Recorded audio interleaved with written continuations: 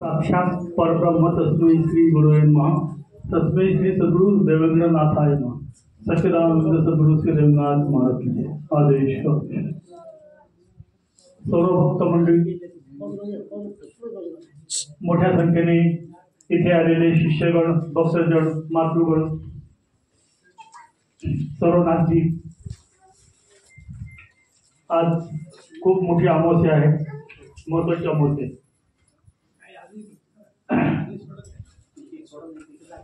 आजपासून 10 दिवसांनी म्हणजे एकादशीला, 11 दिवशी, तिला मोहिनी एकादशी म्हणतात। ह्या दिवशी देवेंद्रनाथ महाराजांनी योग मायेने नागपंथी पद्धतीने सिद्ध समाधी घेतली। ही नागपंथी सिद्ध समाधी आहे। आणि नागपंथी सिद्ध समाधी म्हणजे काय, हे ज्यांनी नागपंथाचा अभ्यास केलेला आहे त्यांना माहिती आहे, समजतं की इतर प्रकारची समाधी आणि नागपंथी सिद्ध समाधी याच्यात खूप फरक असतो। ही खरीखुरी संजीवनी समाधी असते। 2 मे 1982 ला देवेंद्रनाथ महाराजांनी योगमायेने समाधी घेतली। मी त्यांचा शिष्य आहे। ते जे शिबिर घेत असत, हठयोगी शिबिर, त्या हठयोगी शिबिरामध्ये मी उपस्थित होतो। 1 वर्ष अगोदर त्यांनी आम्हाला सूचना दिली होती, पुढच्या वर्षीचे 2 मे किंवा 27 मे तुमच्यासाठी चांगले नाही। इतक्या सौम्य भाषेत ते बोलवतो, इतक्या सौम्य भाषेत ते बोलले, तुमच्यासाठी चांगले नाही एवढं, पण काळजी करू नका। पण त्यांनी म्हणजे नक्की काय हे सांगितलं नव्हतं। त्याचा उलगडा आम्हाला 3 मेला सकाळी झाला। 2 मेला रात्री 12:30 वाजता समाधी घेतली। 3 मेला आम्हाला पहाटे बातमी कळली मुंबईला, आणि आम्ही सगळे धावून आलो इकडे। ही नागपंथी सिद्ध समाधी कशी, ह्याचे अनेक पुरावे असतात आणि अनेक गोष्टी गूढ असतात, आणि हे कधी सांगत नाहीत मी काय आहे, मी कोण आहे। देवेंद्रनाथ महाराज उभे आहेत ते तरी बोलले नाही मी कोण आहे म्हणून, मला काय येतं कधी बोलले नाही, मला काय समजतं मी कोण आहे कधी कोणाला समजून दिलं नाही। सगळ्यांच्या बरोबर आपल्यासारखीच राहायची, जो जसा आहे तसा त्याच्याबरोबर आहे, मित्रासारखे। आम्हाला कधी आपले शिष्य आहेत म्हणून मुडून असं वागवलं नाही। आपल्या नेहमी आमच्या बरोबरीने वागायचे ते। आपल्या एखादा गुण असतो, असे अनेक गुण त्यांच्यात होते, ते आपण 8 तारखेला सत्संगात बोलू। आज फक्त एवढं सांगतो, खूप लोक नवीन दिसत आहेत, त्यांना कल्पना नाही की ते इथे बसले, ह्या हवन इथे ते बसलेले आहेत। तिथून खाली जवळ 15 फूट, वरतून 15 फूट एक असं कुंड त्यांनी तयार केलं होतं। त्या कुंडामध्ये ते दर अमावस्याला समाधी घेऊन बसत असत। साधारणपणे पाऊण ते 1 तास सूर्यास्ताच्या वेळेला, म्हणजे दिवसभर कानिफ साधनच्या समोर असं मोठं हवनकुंड होतं, त्याच्या समोर ते बसून दिवसभर जीवनहोम सेवा करायचे। आदल्या दिवशी रात्रीपासून पोटात म्हणजे पाणी सुद्धा प्यायचे नाही। माणूस कोणतो कोकणातला, त्याला अशा उन्हाळ्याची सवय नव्हती। इकडचा रखड उन्हाळा कोणी सहन करू शकत नाही, पण ते तोंडात पाणी सुद्धा न घेता भर उन्हामध्ये बसून दिवसभर जीवनहोम सेवा करायची। फक्त अमावस्याला मुंबईहून इथे यायचे ठाण्याहून, इथे, आणि संध्याकाळी तिकडून उचलायचे ते इथे यायचे. इथे हवन कुंड नाही सर, ते कुंड आहे, त्या चौकोनी 3 फूट खोल कुंड आहे, तिथे बसायचे, संपूर्णपणे भस्मात काढून घ्यायचे. त्याला भस्म समाधी म्हणतात. ही भस्म समाधी फक्त नागपंथातच घेता येते, दुसरं कोणाला घेता येत नाही. आणि जे कोणी बत्त जाऊ शकते त्याचा गैरवापर करतात, त्याचे पट्टे होतात. तर अशाकडे ते योगमायेने समाधी घ्यायची. आणि नंतर त्या समाधीतनं बाहेर आल्यावरती तिथून अनवाणी उतरायचे. संपूर्ण परिसर हा काट्याने भरलेला असायचा त्यावेळेला, म्हणजे असे जमिनीवर काटे पसरलेले असायचे. त्याला इकडे सराटे म्हणतात, सराटे.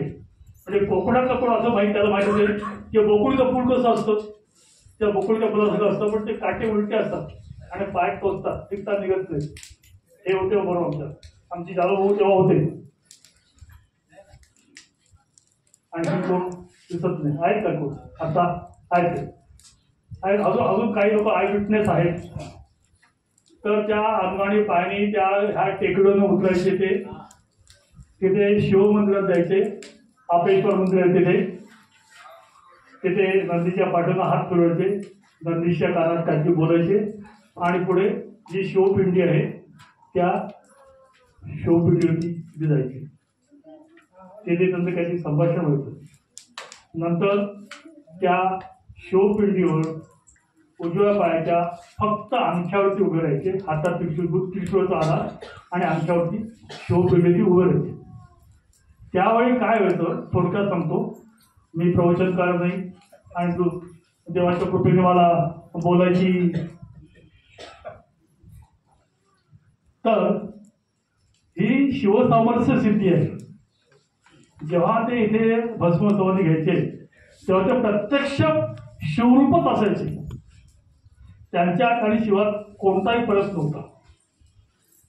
पण त्यांना जगात वावरायचं होतं, देव होता, देवधर्म पाळावा लागतो, म्हणून ते तिथं उतरून शिवपिंडीवरती पाय ठेवून जायचे.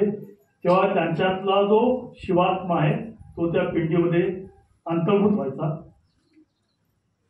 आणि मग ते खाली उतरायचे, तेव्हा ते देवेंद्रनाथ असायचे.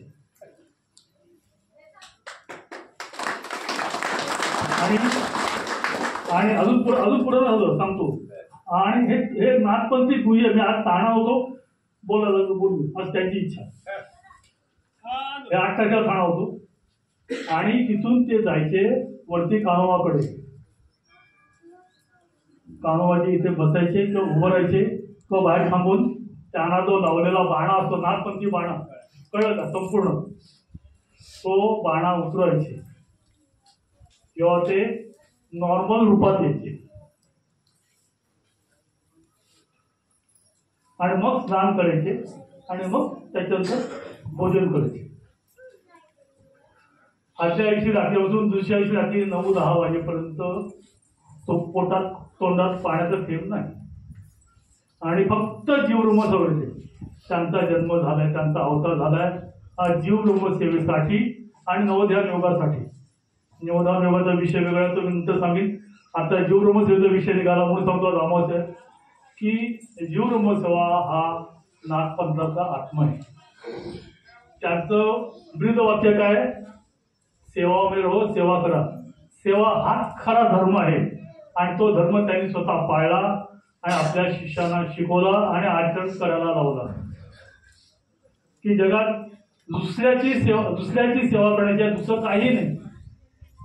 जो दुसऱ्याची सेवा करतो तोच परमेश्वर होतो. सेवेतनच.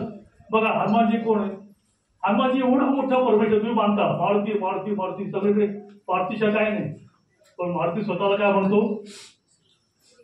मी रामाचा दास आहे, मी रामाचा दास आहे. या दासोम भावातनच श्रेष्ठत्व आहे. ज्याच्या अंगात खरा दास श्रेष्ठ म्हणजे दासोम भाव आहे. जेवढा मोठा दासोम भाव आहे तेवढा तो मोठा होतो. एक व्यवहाराचं वाक्य सांगतो माझ्या मनात.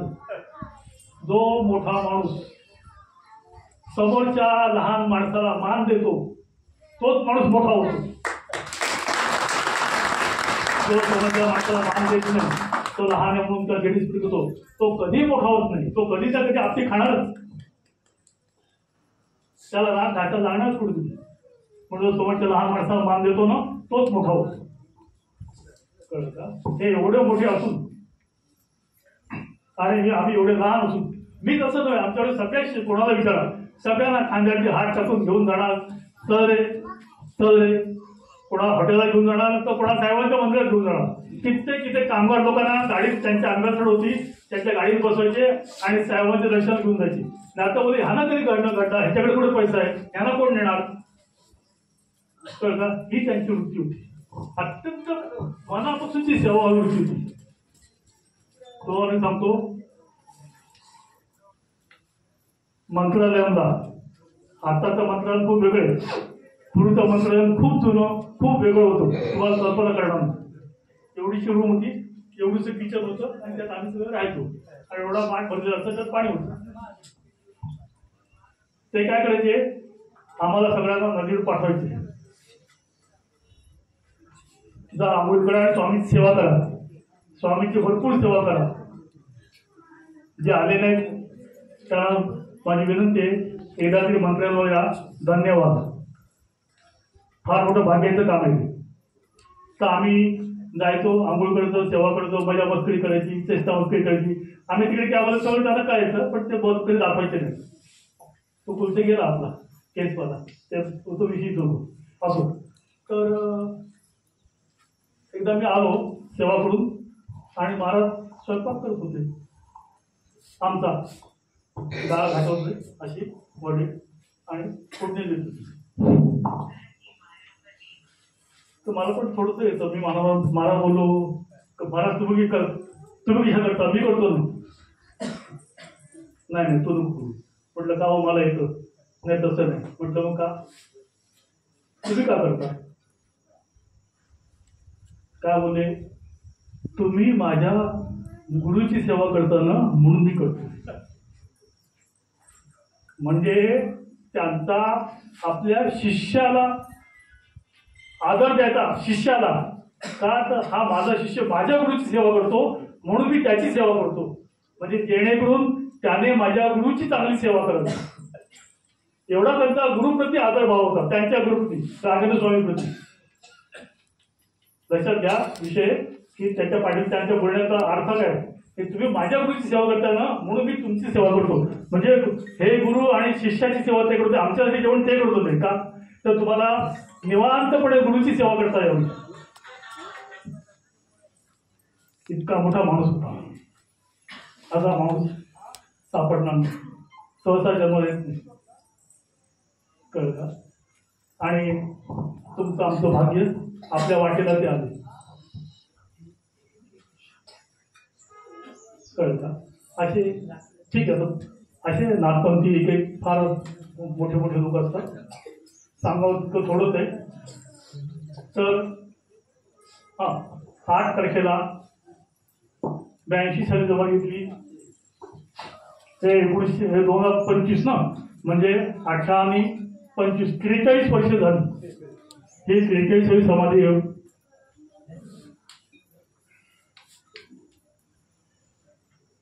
सगळ्यांना ह्या समाधीचं वैशिष्ट्य सांगतो. मला या समाधीच्या मंदिराच्या स्थापनेच्या वेळेला नेपाळच्या राजाचे राजगुरू योगी नरेंद्रनाथजी आले होते. असं वाटतं किती बोलावं की तुम्हाला सांगावं, पण तर त्यांच्या भाषणात ते काय बोलले माहिती का, तुमच्या गुरुंनी जेव्हा समाधी घेतली तेव्हा ह्या संपूर्ण विश्वामध्ये जे कोणी योगी, जपी, तपी, सिद्ध, संत, हिमालयात राहिलेले, भूमीवर राहिलेले, पाण्याखाली राहिलेले, गुहेत राहिलेले, जे कोणी सगळे संत आहेत, त्यांनी 3 दिवस मौन पाळलं. ते फार हुशार होते. त्याच वेळेस 95 वर्षाचे तुडतुड चालायचे. त्याच्या लक्षात आम्हाला काही कळलं नाही. त्यांनी पोट करून सांगितलं, तुम्हाला समजलं नाही मी काय बोललो ते. त्यांनी 3 दिवस एवढ्या सगळ्या संतांनी 3 दिवस मौन पाळलं. म्हणजे काय केलं तर 3 दिवस म्हणजे असं असतं, हे सगळे जे बसलेले असतात ना ते दिवसभर साधना करतात, संध्याकाळी सूर्याला अर्घ्य देतात आणि ते शिवाला अर्पण करतात. ही पद्धत आहे त्यांची. आपल्या काय माहिती, आपलं काम संध्याकाळी चहा प्यायचं असतं 7 वाजले की. तर त्यांनी सांगितलं त्यांनी 3 दिवस मौन पाळलं. म्हणजे त्यांना एवढा मोठा मान दिला त्यांना की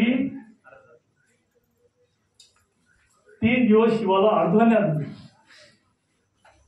मी खोटं बोलत नाही, सिद्ध मी साक्षी बोलतोय, जे ऐकले कानात आहे माझ्या अजून ते. एवढा मान दिला की 3 दिवस शिवाला अर्ध नाही दिलं संतांनी. एवढा त्यांना मान दिला. म्हणजे ते कोण असतील